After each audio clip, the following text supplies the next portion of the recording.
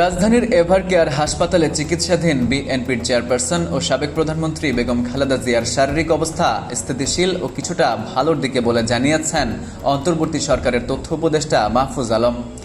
তিনি বলেছেন, আমি ব্যক্তিগত উদ্যোগে খালেদা জিয়ার খোঁজ নিতে এসেছি। দেশের জন্য তিনি অবদান রেখেছেন ও নানা ত্যাগ স্বীকার করেছেন। সে কারণে দেশবাসীর মতো আমিও তার দ্রুত সুস্থতার জন্য দোয়া করেছি। রোববার দিবাগত রাতে হাসপাতাল পরিদর্শন শেষে সাংবাদিকদের এসব কথা বলেন তিনি। মাহফুজ আলম বলেন, চিকিৎসকদের সঙ্গে আলোচনায় জানতে পেরেছি খালেদা জিয়ার অবস্থা গত কয়েকদিনের মতোই স্থিতিশীল ও সামান্য উন্নতি হয়েছে। চিকিৎসকরা আশা করছেন সামনে তার শারীরিক অবস্থা আরও ভালো হবে। উপদেষ্টা বলেন, তার ত্যাগ ও অবদানের কারণে আমরা আশা করি তিনি সামনে আরও সুস্থ হয়ে দেশের গণতান্ত্রিক বিনির্মাণ প্রক্রিয়া দেখবেন।